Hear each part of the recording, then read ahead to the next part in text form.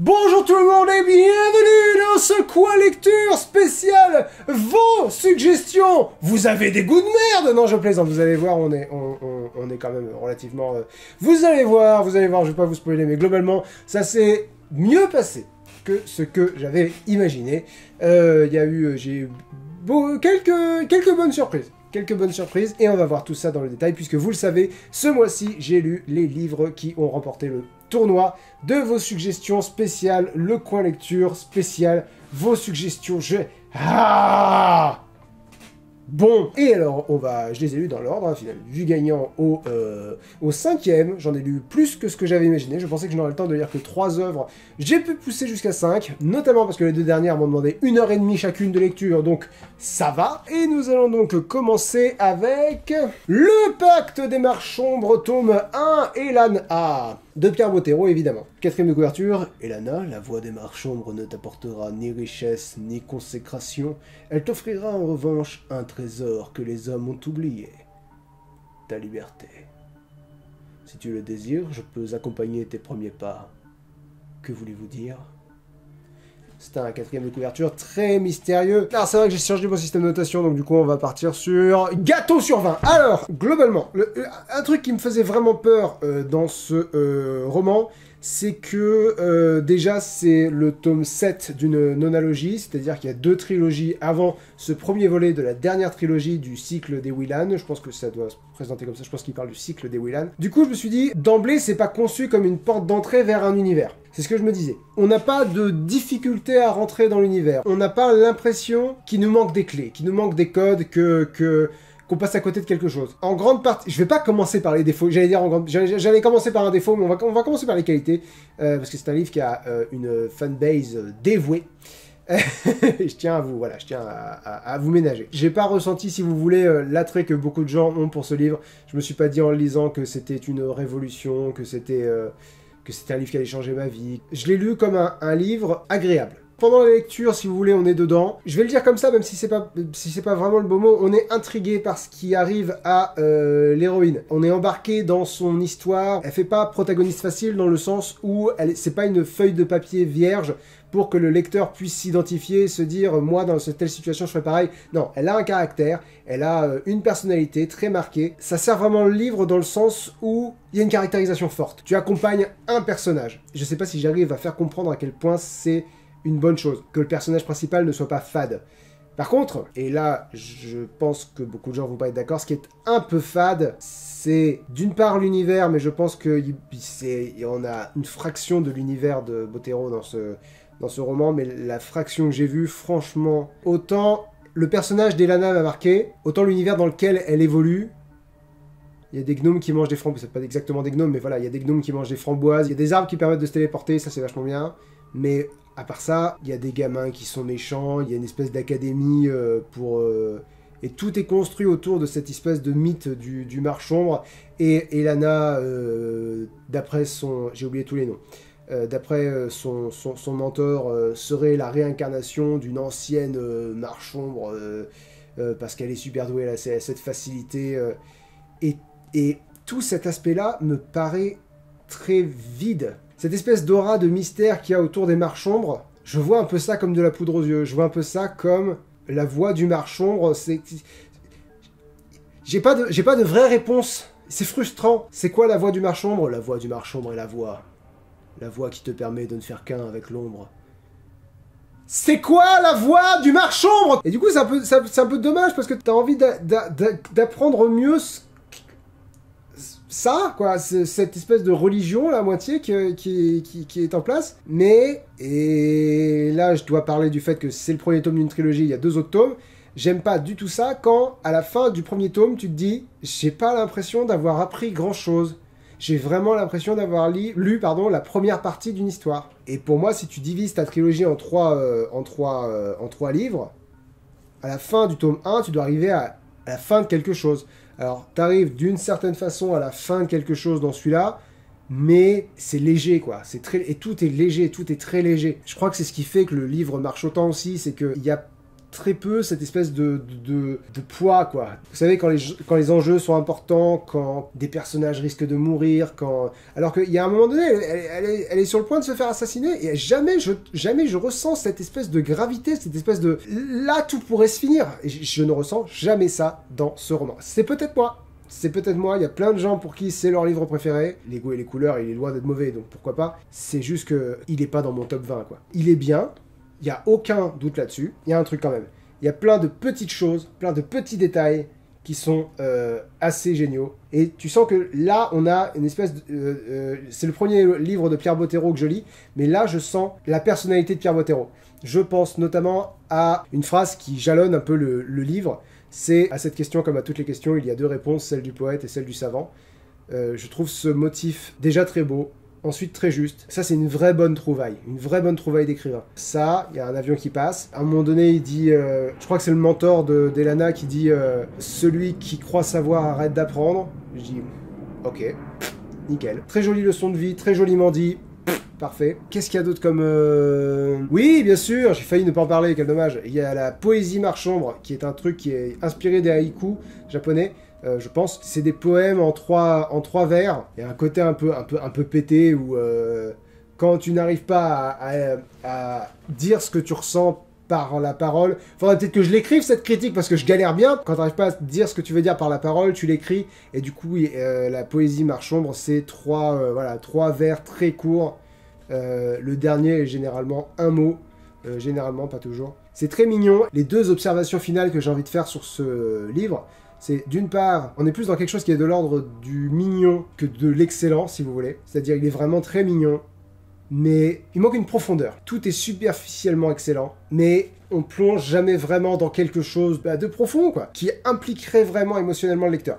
À mon goût. Et l'autre dernière observation que je veux faire au sujet de ce livre, c'est que, à mon avis, si t'as encore un tout petit peu une âme d'enfant, t'y trouveras ton compte. C'est-à-dire que, certes, c'est un peu facile, c'est un peu... À aucun moment, moi, je me suis senti happé dans l'univers ou l'histoire, même d'ailleurs. Mais c'est un voyage que j'ai fait volontiers, et surtout que c'est un voyage qui est plein de charme.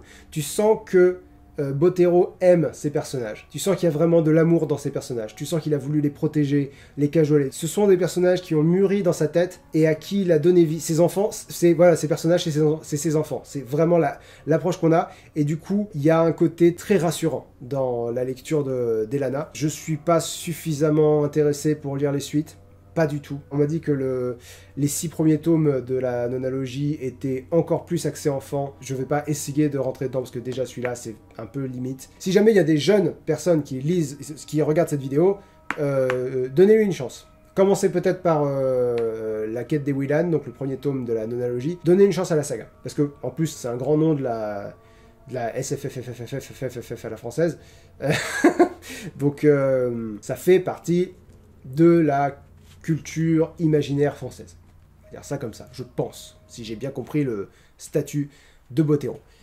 Donc voilà, laissez-lui une chance. Moi, je regrette pas d'y être allé, mais j'y reviendrai pas. Le gâteau, c'est parce que c'est rassurant, ça plaît aux enfants, ça peut plaire aux grands, mais ça reste quelque chose de... Alors je parle pas d'un gâteau hyper gastronomique, là on se met... La limite du smiley, c'est que je dois préciser de quel gâteau on parle. Donc voilà, c'est un gâteau que tu fais pour toi-même avec les ingrédients que tu connais. C'est rassurant, c'est pas excellent, c'est pas un gâteau 5 étoiles si vous voulez, mais c'est ça, c'est rassurant et c'est accessible. Voilà. C'est un bon gâteau, exactement. Comme dirait Pierre Hermé, si tu regardes cette vidéo, je t'aime, c'est un bon gâteau. Je tutoie Pierre Hermé, j'en ai... T'as vu la bonhomie du gars? Bien sûr que je tutoie Pierre Hermé. C'est mon meilleur ami, Pierre Hermé. Ensuite, la bonne surprise. Dune de Frank Herbert. Vous en avez peut-être entendu parler. Alors, traduction, pardon, de Michel Demuth. Demuth, sans doute. Traduction de Michel Demuth. Il n'y a pas dans tout l'Empire de planète plus inhospitalière que Dune. Alors... On m'a repris en me disant « Pourquoi tu dis pas Dune ?» Parce que je dis Dune, et puis je t'emmerde. Partout des sables à perte de vue, une seule richesse, l'épice de longue vie, née du désert, et que tout l'univers convoite. Quand Leto Atréide reçoit Dune en fief, il flaire le piège, c'est un fin limier. Putain. Faut que j'arrête de dire des conneries pendant les résumés parce que ça vous sort du truc. Je reprends. Il aura besoin des guerriers Fremen qui, réfugiés au fond du désert, se sont adaptés à une vie très dure en préservant leur liberté, leurs coutumes et leur foi. Il rêve du prophète qui proclamera la guerre sainte et changera le cours de l'histoire. Cependant, les révérendes mères du Bene Gesserit, peut-être que ça se prononce Bene Gesserit, mais je crois que c'est Bene Gesserit, je ne suis pas sûr, poursuivent leur programme millénaire de sélection génétique. Elles veulent créer un homme qui réunira tous les dons latents de l'espèce. Le Messie des Fremen est-il déjà né dans l'Empire? Tous les grands succès de Frank Herbert sont chez Pocket! Très bonne surprise! Très bonne surprise parce que je pensais que j'allais être... je pensais, si vous voulez, que ce serait massivement chiant. Hein. On va pas couper la poire en 6. Je pensais que j'allais m'emmerder grave. Je pensais que ça allait être une lecture très fastidieuse, avec beaucoup de détails politiques, et l'univers, et Arrakis, et au bon lait de brebis, ça y est, elle est faite, maintenant je n'ai plus besoin de faire cette blague. C'est vrai au début. Et au début, c'est très vrai. Je vais lire mes notes. Va y avoir 2 ou 3 mots dont il faut chercher la définition dans le lexique à la fin du livre. Pratique, le petit lexique, parce que des fois, t'es un peu perdu. Je sens que ce livre n'est pas pensé pour les gens comme moi qui ont du mal avec les noms propres. Donc, reprenons. Au Castel Caladan, le Bene Gesserit estime que Paul serait le Kwisatz Haderach, et donc il doit affronter son Gom Jabbar. Page 2. Et là où c'est très bien fait, c'est que vous voyez, je viens de relire cette phrase, ce bouquin, je l'ai fini il y a des semaines, j'ai compris ce que je viens de dire. Et c'est pas évident parce que, je vous dis, j'ai vraiment beaucoup de mal avec les noms propres. Donc, c'est que ce sont des concepts qui ont été suffisamment bien décrits et ça a été suffisamment insisté sur lequel pour que je sois pas perdu. Et donc, ça, c'est bien. Et donc, je disais, au début, j'ai oublié de dire la note, pardon, Planète sur 20. Au début, c'est très laborieux. Au début, j'étais vraiment en mode ne perds jamais ton attention parce que vous savez, des fois, quand on lit, des fois, on a l'esprit qui part un peu ailleurs. On se dit, on réfléchit, tiens, ce serait bien que j'avance la vidéo parce que j'en suis là et j'ai raté 5 lignes. J'ai été déconcentré pendant 5 lignes. C'est-à-dire que mes yeux ont lu les phrases, mais mon cerveau était ailleurs. Ça arrive, c'est pas grave, ça peut arriver, mais attention au livre dans lequel ça arrive. Dans ce livre-là, ça pardonne pas. Et donc, du coup, à chaque fois que je ratais un truc, je disais nope, je reviens 5 lignes plus haut, je recommence mon paragraphe pour rester concentré sur ce truc. Et ça a payé, puisque à un moment donné, je peux même vous dire le moment précis, fin du premier livre, je peux pas vous spoiler, mais fin du premier livre, je me suis surpris à être dedans. Alors, fin du premier livre, soyons clairs, ça arrive assez loin. Bah, attendez, j'ai gardé la page. Bon, voilà. Fin du premier livre, on est là quand même. On est là. Donc, tout ça, je l'ai lu. Je vais pas dire la mort dans l'âme, faut pas déconner, mais genre, le début, là, tout ça, c'est un peu laborieux. Il y a beaucoup de vocabulaire un peu... voilà. Franchement religieux, franchement... Paul est présenté comme le Messie, avec tous les noms compliqués qu'il y a partout, c'est très drôle que le gars, il s'appelle Paul. Il y a beaucoup de choses à la fois religieux et politiques. Et du coup... au début, on va dire les 150 premières pages. Les 150 premières pages, c'est heureusement qu'il y a des trucs aussi familiaux, tu sais, des trucs à échelle humaine, pour que tu sois pas perdu. Il y a le mal du pays de la mère de Paul, qui s'appelle Jessica, je crois, j'ai fait ça, qui est le meilleur personnage de ce livre, et j'ai oublié son nom. Jessica, c'est ça. Jessica Atreides, donc voilà, qui a le mal du pays. Il y a tout le statut marital du père de Paul qui est très important. Bref, il y a beaucoup de choses importantes. Et à échelle plus humaine que... Est-ce que Paul est l'élu? Est-il l'élu du Bene Gesserit? Mais qu'en est-il des élus des Fremen? Qu'en est-il de la politique? Les Harkonnen veulent récupérer le fief de machin. Mais, à la fin du premier livre... Quand on arrive à, globalement, ce qui est annoncé dès le début du livre, c'est-à-dire quelqu'un va trahir quelqu'un, quand ça arrive, et que c'est vraiment la grosse merde, et que du coup, voilà, Paul et sa mère se retrouvent bien emmerdés, j'essaye de pas spoiler pour ceux qui auraient ni lu les livres, ni vu les films. Là, moi, j'étais dedans, ça y est, je me disais, merde, j'ai vraiment envie que Paul s'en sorte, j'ai vraiment envie que Jessica s'en sorte. J'ai pas encore vu le film, je n'ai pas l'intention de le voir. Par contre, je verrai peut-être la version de... Oh la vache, ce réalisateur a tellement renié son film que j'ai oublié que c'est lui qui l'a fait. Bah écoutez, je vais lui faire plaisir, je vais citer le nom qu'il a utilisé pour signer son film, Alan Smithy. Donc voilà, la version d'Alan Smithy de Dune, celle-là je la reverrai peut-être, parce que je me souviens l'avoir vu, je me souviens m'être endormi devant. Mais peut-être que là, en connaissant l'histoire, ça va peut-être être un peu plus facile de se laisser porter par Oh, voilà. David Lynch. David Lynch, bien sûr. Merci chérie, tu remercieras Google pour moi. Au début, ce que je pensais, c'était que ce livre avait toutes les qualités qu'Elana n'avait pas. C'est-à-dire que là, le world building est nickel chrome. C'est-à-dire que là, je suis plongé dans un univers. Les personnages sont plus prégnants, sont plus étoffés, on va dire ça comme ça. Sont plus intéressants aussi, j'ai envie d'éternuer. Il y a aussi une très bonne gestion du suspense dans ce livre, puisque dès le départ, on sait qu'il va se passer quelque chose, et du coup, on est dans l'anticipation de ce qui va se passer, ce qu'on a beaucoup moins dans Elana. En fait, Elana souffre un peu du fait que Dune soit passé juste derrière, parce que c'est vrai. Elana, c'est aussi une histoire d'élus, à peu près, et Dune, c'est complètement une histoire d'élus. C'est-à-dire que Paul Atreides, c'est le messie. C'est le messie de 5 religions différentes, Paul Atreides. Il y a un gros sous-texte, je vais pas dire anti-religieux, mais je vais dire méfiez-vous des superstitions, méfiez-vous des gens qui vous disent que telle personne va arriver et va régler tous vos problèmes.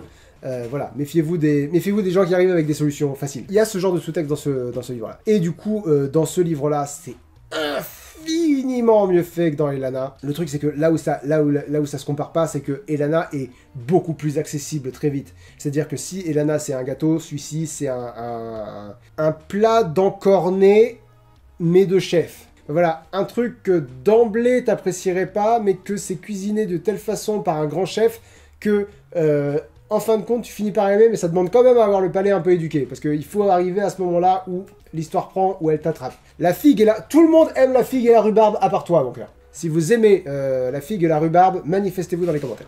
Ou si vous avez des goûts bizarres. Bah non, mais parlez des bouquins dans les commentaires plutôt. Et dites ce que vous voulez dans les commentaires. Lâchez un commentaire. Voilà. Ah, l'influenceur à 2 ronds, nom de Dieu. Et donc voilà, là où je voulais en venir aussi, c'est que du coup, toutes ces premières pages que tu passes à... pas à galérer, mais à être très concentré. Comme quand t'es en cours, c'est comme quand t'es en cours et que tu sais qu'il va y avoir un contrôle. Du coup, t'es concentré sur ce que le prof il dit. Si vous êtes comme ça, parce qu'il y en a qu'on n'a rien à foutre aussi, mais bon. L'attention que tu portes à retenir les mots importants, les idées importantes, ça finit par payer. Parce qu'au bout d'un moment, quand tu es intellectuellement investi dans le livre, au bout d'un moment, cet investissement, il devient émotionnel. Ça passe par la compréhension pour arriver à l'émotion. Et ça fonctionne vraiment très très bien. Et la raison pour laquelle je lui mets une planète sur 20, vous allez me dire, je me suis pas foulé, c'est un livre de science-fiction, il met une planète, et bah oui, bah bien sûr. Non, c'est parce que je trouve que il s'est passé pour moi la même chose qui se passe pour Paul Atreides, surtout pour Jessica Atreides, quand ils arrivent sur la planète Arrakis. Donc la planète Arrakis, qui est un autre nom de la planète Dune. Parce que toutes les choses ont 40 noms dans ce livre. J'exagère, mais beaucoup de choses, et genre Paul Atreides, c'est également Usul, bonjour, c'est également Muad'Dib, c'est également j'allais dire le Yasser Arafat, non, le Benakwazeric, le Beni Sawiwi, le Kwisatz Haderach, voilà. Au début, ce bon Paul et cette bonne Jessica, ils se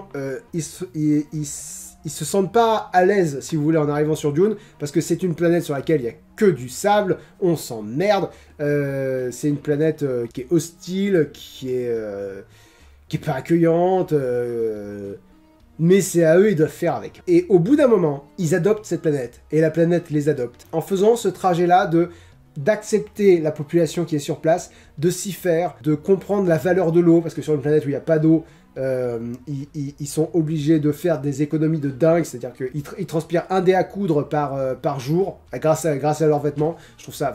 Il y a plein de choses comme ça qui sont brillantes. C'est dingue que le bouquin ait été écrit... il est tellement plus vieux que ce que je pensais. 65. Ça a été écrit en 65. En 65, en pleine Beatlemania, quoi. Ça pourrait avoir été écrit très récemment.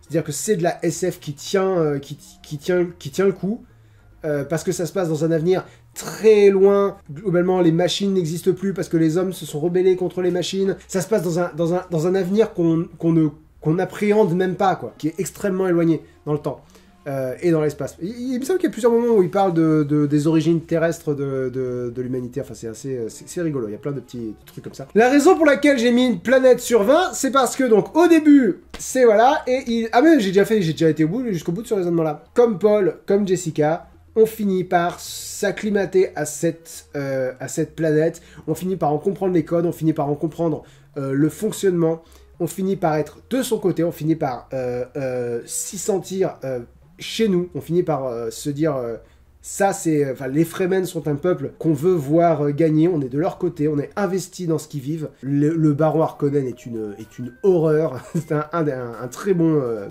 un très bon méchant, un très bon antagoniste. Et d'ailleurs, du coup, c'est un peu brillant que le nom du bouquin soit le nom de la planète, parce que c'est exactement ça. C'est exactement... Quand vous ouvrez le livre, vous arrivez sur Dune, et à la fin du livre, vous êtes dans Dune. Vous êtes... c'est votre planète. Vous avez adopté cet univers. C'est un livre qui est brillant. Mon coup de cœur du mois, ma recommandation du mois. Il est arrivé 3e de vos suggestions, vous le savez, Berserk de Kentaro Miura. Je n'ai pas de traducteur. J'ai décidé de ne pas vous dire ce que j'en avais pensé. Pourquoi ? Parce que je pense que même si j'ai aucune envie de vous dire ce que j'en ai pensé, je pense que vous... Pas une question de mérite, mais je pense que je peux vous donner une explication pour laquelle je ne vais pas vous donner d'explication. Il y a 3 raisons. Évidemment, vous me connaissez, il y a 3 raisons. D'une part, l'auteur de la saga Berserk est décédé cette année ou l'année dernière, je ne sais plus, décédé très récemment, et j'ai pas envie de remuer des sentiments négatifs chez un public qui est déjà en deuil véritable, parce que le Berserk n'était pas achevé. Donc voilà, j'ai ce respect pour un auteur décédé, si vous voulez, et son public qu'il adorait vraiment très fort. Deuxièmement, et là c'est nettement plus égoïste, et c'est pour ça que je vous demande de faire l'effort d'accepter cette décision-là. J'aime beaucoup lire les commentaires sur Linksoft. On parle de choses qui nous passionnent, et de choses pour lesquelles la plupart d'entre nous, largement, ont et la patience et la maturité de comprendre et accepter différentes opinions. Je pense que c'est le cas de la plupart des gens qui aiment ce manga, je le pense. Le mot-clé étant la plupart. J'ai vraiment pas envie de me prendre la tête dans les commentaires avec des gens qui ne peuvent pas entendre un autre avis que le leur. Je préfère de loin me prendre la tête avec les gens qui vont me dire « Ah, mais arrête de te censurer, tu peux dire ce que t'as envie !» Si je peux dire ce que j'ai envie, allez vous faire foutre, laissez-moi dire ce que j'ai envie. Voilà, c'est tout simplement. Moi, j'ai envie de ne pas vous dire certains trucs aussi. Voilà. Donc, c'est ça qui est très pratique avec les gens qui me disent « Mais tu devrais dire ce que t'as envie de dire !» Bah voilà, je te dis ce que j'ai envie de dire, c'est que j'ai envie de pouvoir dire qu'il y a des trucs que j'ai pas envie de dire. Et la 3e raison, c'est aussi qu'il y a une certaine humilité à avoir vis-à-vis d'un format auquel je suis totalement insensible. Vous le savez, les mangas, c'est pas mon truc. Ça, c'est pratiquement un running gag sur ma chaîne. C'est pas pratiquement un running gag, c'est un running gag. Du coup, je me suis dit, comment je réagirais, moi, si quelqu'un dont j'estime l'opinion se permettait de chier sur un match de catch absolument génial parce qu'il comprend rien au code, parce que ça l'atteint pas, parce que c'est pas sa culture, c'est pas sa vibe, c'est pas son truc, ça lui parle pas. Et je me dirais, ce mec-là, mais qui ferme sa gueule, s'il comprend pas, il comprend pas. Mais qui viennent pas me dire que c'est de la merde parce qu'il comprend pas, parce que c'est nul, quoi. Et du coup, je pense que j'ai cette humilité à avoir vis-à-vis de cet univers-là, c'est pas ma place. Donc je ne vais pas vous dire ce que j'en pense, je vais pas développer. Ensuite, Dr. Jekyll et Mr. Hyde de Robert Louis Stevenson, traduction de Théo Varlet, 4e de couverture. Sphinx. Bon bah je vais chercher un 4e de couverture sur internet. Donc je vais vous lire le 4e de couverture Babelio, qui est un petit peu nul.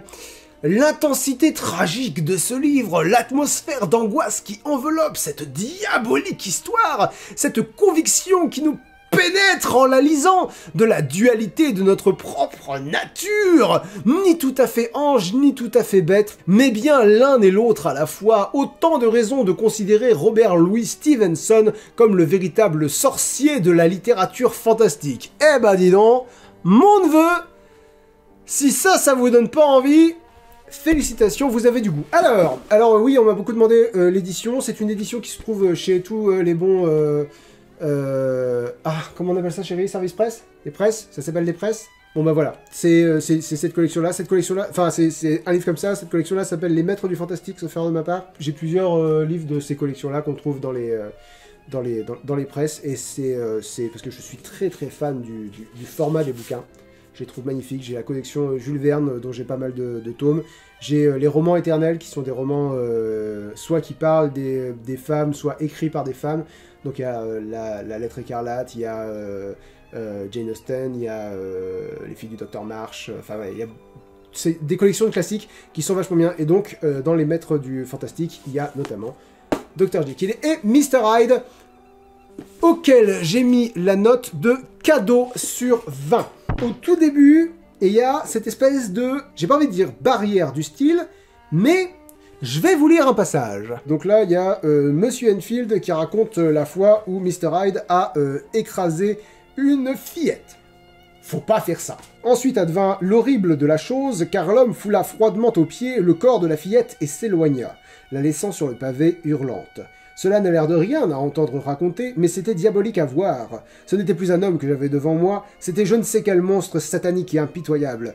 J'appelai à l'aide, me mis à courir, saisis au collet notre citoyen, et le ramenai auprès de la fillette hurlante qu'entourait déjà un petit rassemblement.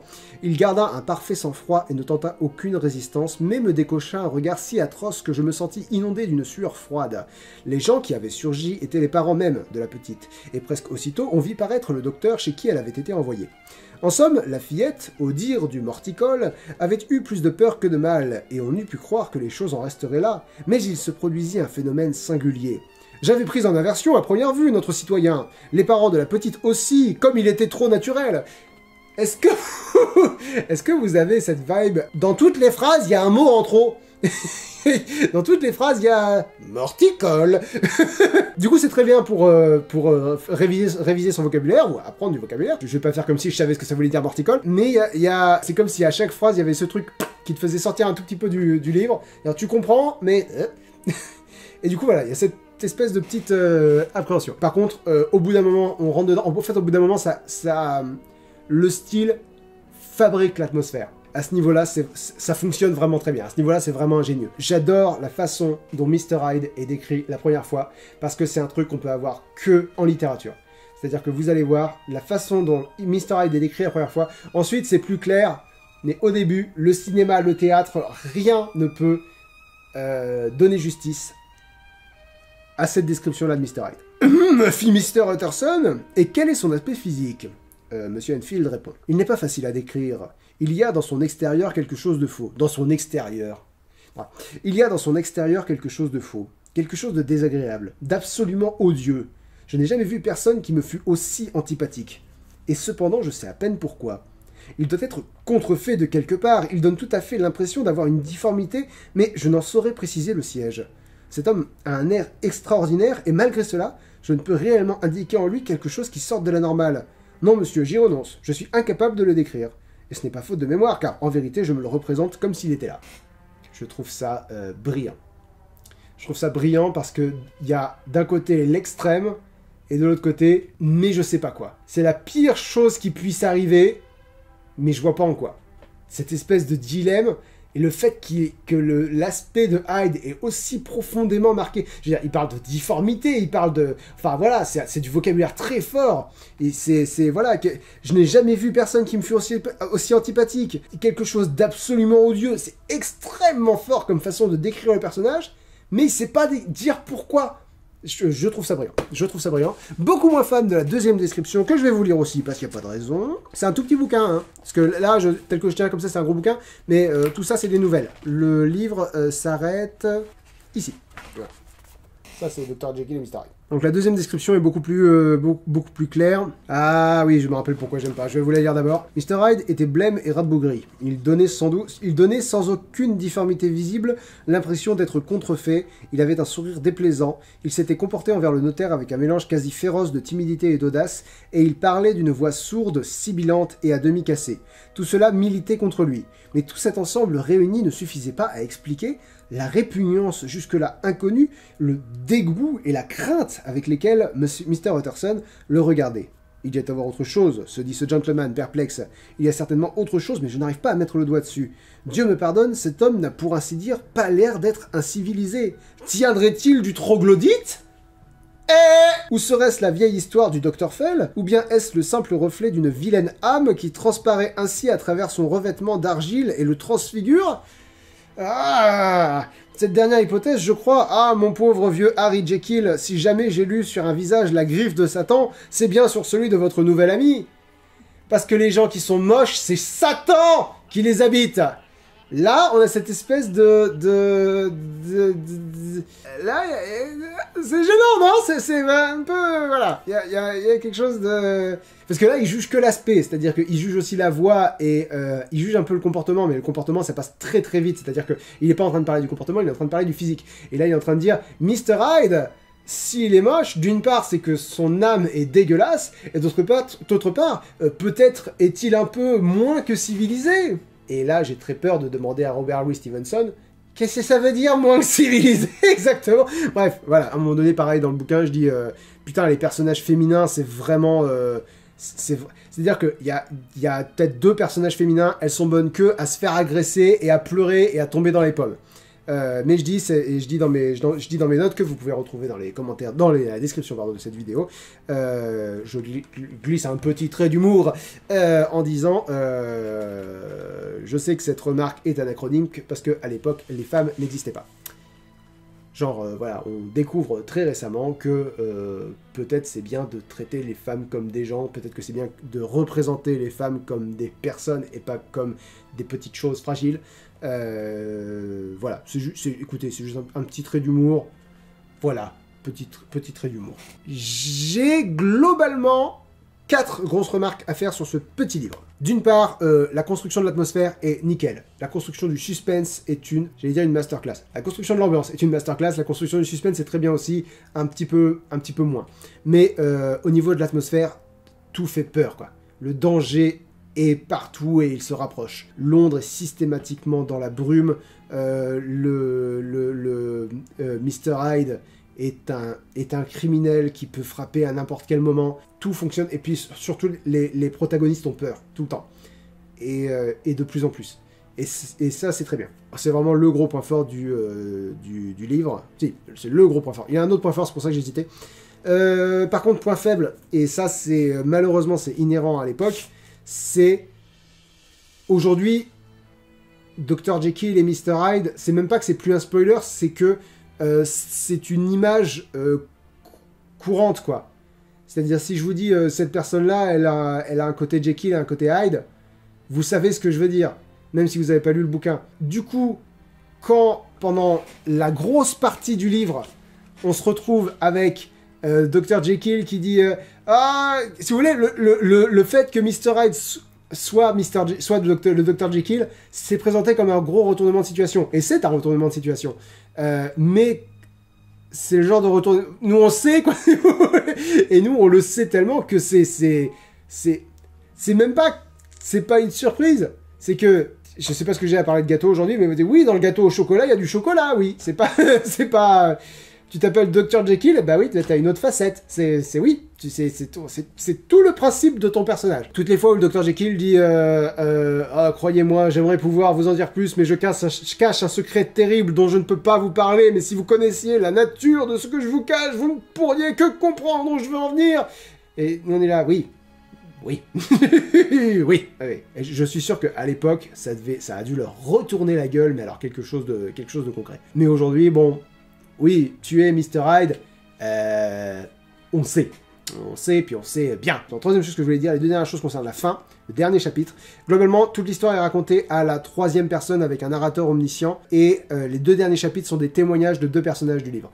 L'avant-dernier chapitre, c'est quelqu'un qui constate la transformation de Jekyll en Hyde, et le tout dernier chapitre, qui est de loin le meilleur, c'est Dr. Jekyll qui laisse une lettre pour expliquer tout ce qui s'est passé, pour expliquer les faits. Et là, il se passe deux trucs. D'une part, dans ce qui me plaît pas, il y a le côté vraiment trop dichotomique du bien et du mal. C'est-à-dire que Mr. Hyde est un être composé uniquement de mal. Le mal se lit sur son visage. Ah, il est méchant. Pour moi, c'est un peu trop... c'est un peu trop... Il n'y a pas suffisamment de nuances, quoi. Mais, et je vais contrebalancer ça avec ma quatrième observation, la nuance, elle se trouve dans le fait que, je sais pas si c'est un truc qui est culturel, général, ou si c'est juste moi, j'ai rien compris à Jekyll et Hyde. C'est-à-dire que tout ce que je pensais savoir de ces personnages-là, à peu près tout, est faux. Je pensais qu'il y avait le bon Dr. Jekyll et le mauvais Mr. Hyde. Pas du tout. Est-ce que je vous en parle ? Oui, je vous en parle parce que c'est un roman qui est éternel et puis c'est un très vieux roman. Si ça vous intéresse et que vous voulez pas vous faire spoiler le dernier chapitre, passez au dernier livre du coin lecture. Vous trouverez les timecodes dans la barre de lecture, voilà. À partir du moment où je vous considère que si vous êtes là, c'est que ça vous dérange pas de vous faire spoiler le dernier truc. Le Dr. Jekyll est un immonde trou du cul.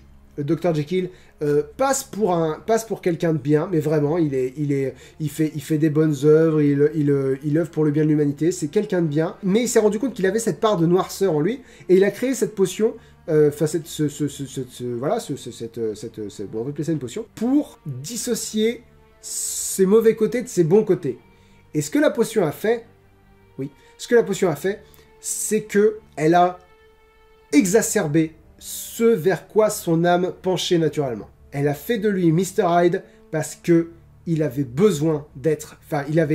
c'était en lui d'être Mr. Hyde. Et là où la potion a bien fonctionné, c'est que quand il s'est transformé en Mr. Hyde au début, il était juste soulagé parce que ça lui permettait d'être la pire saloperie du monde et de laisser son nom blanchi.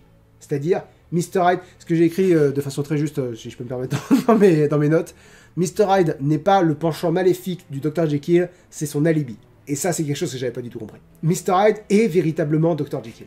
Et Jekyll commence à paniquer quand il se rend compte qu'il n'a plus le pouvoir sur cette transformation, qui est une transformation physique, en même temps que morale, évidemment. Et là, il commence à se dire, merde, je suis prisonnier dans la peau de Hyde, je peux plus me cacher. Il faut que j'arrête de faire des conneries, il faut que je reste, droit, il faut que je reste vertueux, parce que sinon je vais me retrouver coincé dans la peau de Hyde. Et c'est pas du tout, j'ai pas envie de faire le mal, c'est j'ai pas envie de payer pour le mal que je fais. En fin de compte, Mr. Hyde est plus la victime de Jekyll qu'autre chose. Et ça, c'est quelque chose que je trouve vraiment brillant dans ce dernier chapitre. C'est pour ça que j'ai mis un cadeau sur 20 à ce roman, qui est un roman très court, parce que quand tu l'ouvres, tu sais ce que tu vas trouver dedans, mais quand même t'es content, et en plus, il y a du plus. Il y a quelque chose en plus, il y a quelque chose auquel tu t'attendais pas. Voilà. C'est pour ça que le cadeau, ça me semble pertinent. Et enfin, dernier livre du mois spécial, vos suggestions, Coraline de Neil Gaiman, traduction d'Hélène Collomb. Coraline vient d'emménager dans une vieille maison. Alors que ses parents s'occupent de l'installation, la jeune fille décide de jouer les exploratrices. Méfiance. Une des portes révèle d'abord un mur de briques, puis un monde fantastique et attirant, étrangement semblable au sien. Chef-d'œuvre de la littérature fantastique, Coraline a remporté de nombreux prix et a été porté à l'écran en 2009 par Henry Selick. Neil Gaiman, c'est vrai que Coraline, un roman inoubliable qui s'inscrit dans la droite ligne d'Alice au Pays des Merveilles. Je ne suis pas d'accord. Je suis d'accord que le livre est très bon. D'ailleurs, parlant de ça, bulle de pensée sur 20. Mais, non, pas mais. D'abord, je vais vous parler du positif. Si, c'est vraiment un positif, en fait, quand j'y pense. J'étais en train de me dire c'est un peu en demi-teinte, mais pas du tout. C'est un livre qui ne respecte aucun des codes que je connais dans la littérature. C'est-à-dire, tous les trucs dont je me dis, ça, c'est pas très bien fait, ça devrait pas être fait comme ça, ça devrait pas marcher, tout fonctionne. On a une espèce d'harmonie dans le chaos très bizarre dans ce roman. C'est-à-dire que rien n'est véritablement bien amené, peu est très bien expliqué. Il y a des choses qui sont bien expliquées, il y a des choses qui sont... et je pense que c'est pour ça que ça marche. Je pense qu'il y a un fond qui est carré. Et sur ce fond carré, sur cette espèce de toile carrée, on a des formes qui ne correspondent à rien et qui sont pourtant très lisibles. Il y a le voisin du dessus qui a un festival de souris, tu te dis « Pourquoi tu me parles de ça ?» Et les voisines du dessous qui étaient des actrices célèbres, mais qui sont plus des actrices célèbres et qui prennent le thé, qui se trompent sur le nom de Coraline, du coup elle l'appelle Caroline. Et puis alors, l'autre mère, je pars du principe que vous voyez à peu près l'histoire, globalement voilà, elle passe à travers cette fameuse porte, et de l'autre côté, il y a quelqu'un qui se fait passer pour sa mère, quelqu'un qui a adopté la figure de sa mère et de son père.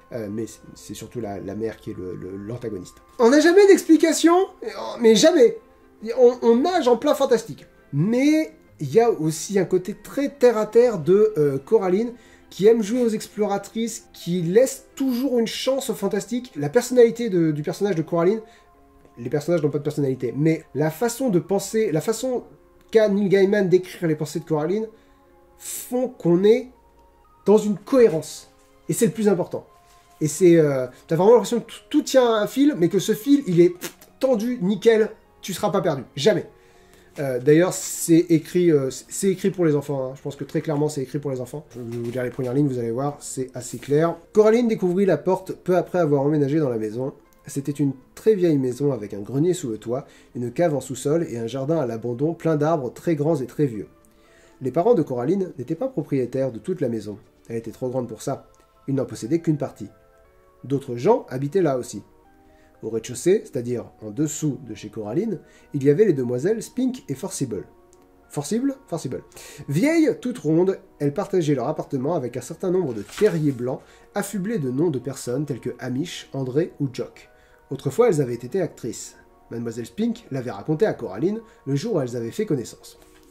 Vous voyez, c'est très didactique, quoi. Ça te prend par la main, c'est très accessible. Mais c'est bien aussi parce que là où ça marche, c'est que là où Coraline n'a pas spécialement peur parce que c'est une enfant, c'est-à-dire qu'elle accepte ce qui arrive sans trop de frayeur au début, toi en tant qu'adulte, tu te dis, là tu devrais flipper, petite. Là, il y a quelque chose, tu sais pas ce que c'est, qui est en train de se faire passer pour ta mère. Ça craint au max. Ça peut pas craindre plus. Dans ce qui est ta chambre, dans cette espèce d'univers parallèle, il y a des rats partout. Les rats, c'est de la merde. Les rats sauvages, hein, j'entends. Ça transmet des maladies. Ça pue. Ça pisse partout, c'est une horreur. Bref. Et elle se méfie pas trop, elle se dit que c'est bizarre, elle dit « Non, casse-toi, il y a des rats, tu te barres !» Et donc il y a cette espèce de double lecture qui fait que je pense que le livre n'est vraiment pas inintéressant si vous êtes un lecteur adulte, vraiment pas. Autre chose qui fait un peu enfantin, c'est... Il y a beaucoup de choses qui vont très vite. Et ça, on rejoint un peu le côté Alice au Pays des Merveilles. Il y a du fantastique et puis il y a des choses qui n'ont pas d'explication. Et tu passes très vite d'un truc à l'autre. Là, il y a le chat qui parle. Ah, le chat qui parle, c'est... Ah, là, on est dans une pièce de théâtre avec des chiens dans le public. Bon, bah, ça, c'est bizarre. L'autre mère, elle est en train de faire quelque chose de bizarre. T'as pas le temps de te fixer. Du coup, pour moi, si vous voulez, pour mon confort de lecture, il y a un côté un peu vertigineux, quoi. Ça va un peu trop vite. Et surtout, du coup, ça ne prend pas. Ça prend pas dans le sens où je suis autant émotionnellement investi dedans que je le serais dans un grand 8. C'est-à-dire... Oui, les sentiments, enfin voilà, oui, il se passe quelque chose, sans le moindre doute, mais ça va pas porter là, quoi, si vous voulez. Ça va pas accrocher. Et là, je sais que je suis dans la minorité, parce que la plupart d'entre vous qui ont lu le livre m'ont dit être très touchés par Coraline, avoir été très touchés par Coraline.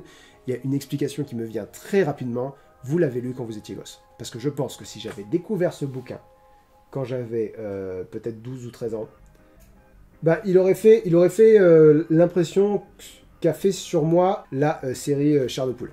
C'est-à-dire que moi, quand j'étais petit, je lisais la série Chair de poule de R.L. Stine, et c'est parmi mes souvenirs les plus chéris, si vous voulez, de littérature, parce que c'était des livres que je finissais, et il n'y en avait pas beaucoup à l'époque. Je dis 12-13 ans, mais j'étais peut-être encore plus jeune que ça. Donc voilà, c'était des livres que je finissais, et qui me procuraient des émotions, des vraies émotions, quoi. Notamment le souvenir du fantôme décapité. Enfin voilà, je vais pas vous spoiler un autre bouquin. Mais voilà, c'est des livres... Je pense que Coraline, c'est un livre qui t'accompagne toute ta vie si tu le découvres à un moment précis de ta vie. Et c'est pour ça que j'ai mis une bulle de pensée, c'est que sur le coup, ça va être très vif, Ça va être très, très prégnant. L'univers est brillant. Je vais d'ailleurs dire, je pense que l'adaptation n'a pas été assez loin dans le côté féerique, le côté fantastique, le côté onirique, enfin le côté barré. Puis aussi, le côté enfantin. C'est-à-dire, il y a ce caractère, c'est vu par Coraline. Il y a le prisme de Coraline qui fait que la réalité est à la fois beaucoup plus chiante et beaucoup plus merveilleuse, les deux à la fois, que ce qu'elle est réellement. Par exemple, son père adore, c'est un passage que j'ai adoré, je vais pas le retrouver, c'est pas grave. Son père adore faire des recettes, et elle, du coup, le mot recette, pour elle, c'est un truc, papa va encore faire des recettes, Parce que du coup, son père, il va faire des trucs en croûte, des trucs, des trucs un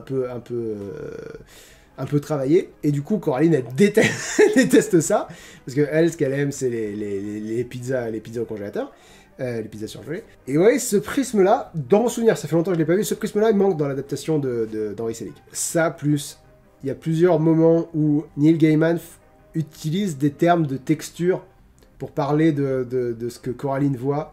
C'est-à-dire qu'il dit la réalité m'apparaissait comme mal définie, comme si certaines choses avaient été mal détaillées, certaines choses elle les voyait comme dessinées au fusain, voilà. Et je me dis, pourquoi vous n'avez pas fait ça dans l'adaptation? Ça aurait été brillant que les styles, peut-être que ça fait très longtemps que j'ai pas vu le film. Si c'est le cas, je retire tout ce que je dis. Ça aurait été brillant que toutes les... qu'il y ait juste différents jeux de texture. Pour moi, dans le film Coraline, tout est en pâte à modeler. Il y a certes une grosse différence entre le monde réel et le monde imaginaire.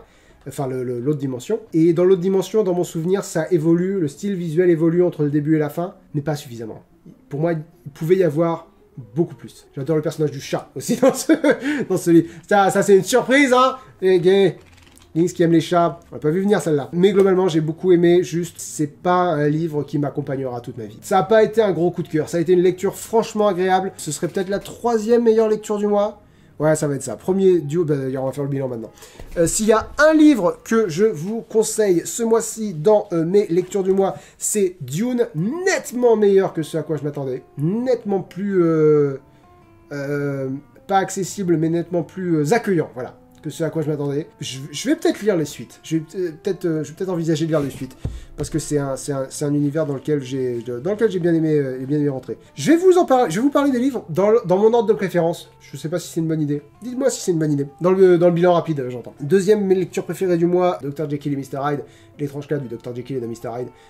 De Robert Louis Stevenson, très bonne surprise là encore, parce que je l'ai lu une fois quand j'étais beaucoup plus jeune, quand j'étais en prépa, sauf erreur de ma part, donc quand j'avais 20 ans, et je me souviens être passé complètement à côté, c'est-à-dire que je me souviens juste avoir été déçu que le fait que Mr. Hyde soit Dr. Jekyll, soit le retournement de situation du livre, j'avais trouvé ça extrêmement décevant, et j'en étais vraiment resté là, mais je pense qu'il y a une profondeur dans ce livre que vous pouvez trouver aussi. Troisième lecture préférée du mois, ça va être Coraline, qui là encore est très bon, mais je pense que plus vous êtes jeune, plus je vous invite à le lire, parce que il fera sur vous une plus grande impression. Maintenant, si vous êtes adulte, il y a aussi beaucoup de choses à en tirer. C'est un livre qui est très intéressant. Et du point de vue du style, il est aussi très intéressant, parce qu'il vous apprend qu'il y a des codes. Ces codes ne sont pas des obligations. Tu peux t'en affranchir si tu trouves ta voix. Parlant de voix, Elana, le pacte des marchands, en tome 1. Je comprends que beaucoup de gens l'adorent. Personnellement, je vais pas dire que je l'adore, mais je vais pas dire non plus que j'ai perdu mon temps en le lisant. Voilà, on est sur un bon roman de SF, destiné à un public de jeunes adultes sans doute, mais très charmant. Très charmant. Et enfin, Berserk, tome 1 à 14. Vous avez un avis dessus qui est certainement plus éclairé que le mien, et j'ai pas envie de donner mon avis dessus. Voilà, ça, c'était les livres du mois. Le mois prochain, Libération, je choisis les livres que je lis. Et ça a été un exercice très intéressant, parce que je me suis dit...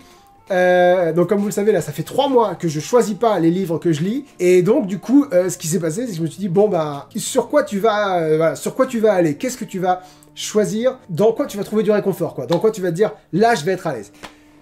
D'abord, d'abord, je vais retourner en terre franche, retrouver ma petite saga, ma petite saga confort, ma petite saga où je me sens bien, Les Enfants d'Aliel. Vous le savez, j'ai découvert dans cette émission les tomes 1 et 2 que j'ai vraiment adoré. Je viens de recevoir le tome 4 il y a pas longtemps, mais pour lire le tome 4, il faut d'abord que je lise le tome 3. Et anecdote rigolote, c'est le deuxième livre dans lequel je suis dans les remerciements. Donc ça, c'est chouette. Remerciements à Link the Sun, vidéaste éclairé, pour avoir fait briller ma saga dans l'univers du web.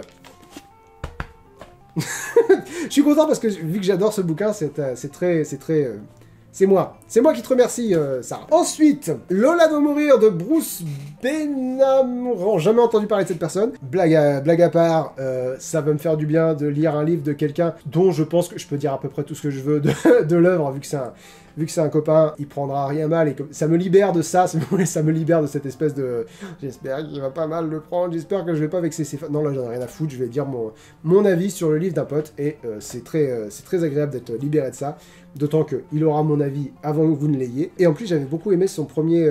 j'avais bien aimé son premier roman, et là, ça parle de cyberharcèlement, et je pense que j'y serai très sensible. C'est un thriller qui parle de cyberharcèlement. J'ai vraiment hâte de me plonger dedans. Ensuite, un livre aléatoire de l'un ou l'une d'entre vous. Cette fois-ci, c'est tombé sur Et l'ombre emporte ses voyageurs de Marin Tince. Donc celui-là, je ne l'ai pas choisi. Et si je dois être tout à fait honnête, je pense que il serait pas arrivé premier si j'avais dû choisir, parce qu'il a la dédicace, je parle de la dédicace à l'intérieur du livre, donc dédicace personnelle que je ne vais pas vous lire, il a la dédicace la plus tiède, on va dire ça comme ça, que j'ai lu de toute ma vie. Et je vais en rester là. Ensuite, Le Crime de l'Orient Express d'Agatha Christie, qui a failli remporter le tournoi, mais il n'a pas remporté le tournoi. Pourquoi il n'a pas remporté le tournoi? J'aurais bien aimé le lire. Eh ben, je vais le lire, voilà. Donc, vous savez, c'est un polar, quoi, d'Agatha Christie. Enfin, vous connaissez l'ambiance, vous savez comment ça fonctionne.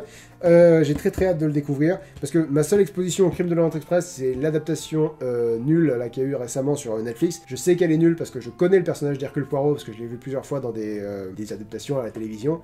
Et l'adaptation de Gilderoy Lockhart, merde, c'est quoi son vrai nom?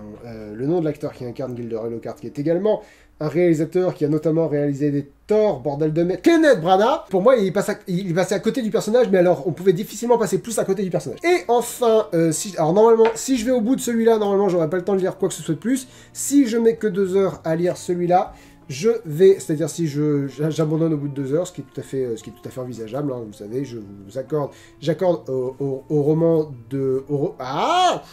vos romans au moins 2 heures de lecture, mais si au bout de 2 heures j'accroche pas, je considère que c'est suffisamment de temps. Ne m'envoyez pas vos livres en ce moment, je ne peux plus en accepter parce que j'en ai déjà trop, il faut que j'avance bien dans ceux que j'ai déjà avant d'en accepter de nouveaux, voilà, je précise. Si je ne lis pas celui-ci en entier, je lirai un ou une secte de Maxime Chatham, qui est un Maxime Chatham, là aussi c'est pareil, vous connaissez à peu près l'ambiance, c'est pas le premier que je critique dans mon émission. D'ailleurs, vous pouvez trouver la liste de tous les romans de tous les livres qui sont passés dans cette émission dans un tableau qui se trouve dans la description de cette vidéo. Merci à tous d'avoir regardé ce Coin Lecture. On se retrouve très bientôt pour la parenthèse. Je suis tellement...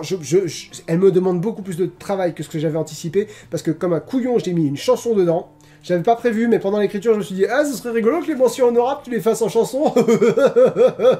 10 jours plus tard, quand est-ce que je la sors? Voilà, donc pour l'instant, j'en suis plus ou moins là. Par contre, je veux pas trop vous hyper, mais honnêtement, c'est la meilleure chanson qu'il y a jamais eu sur ma chaîne. Vous allez me dire, c'est facile de dire ça, parce que j'essaie de vous la vendre, donc. Mais je pense honnêtement que c'est la meilleure chanson que j'ai jamais fait sur ma chaîne. C'est une parodie, mais elle est très bonne. Moi, je la trouve très... Elle me fait beaucoup rire en tout cas, et j'ai hâte de la partager avec vous, mais pour ça, il faut que je la finisse. Et on se donne rendez-vous le mois prochain pour le Coin Lecture spécial mes suggestions. Yeah. À la prochaine tout le monde, très bonne soirée, gardez le sourire. Ciao.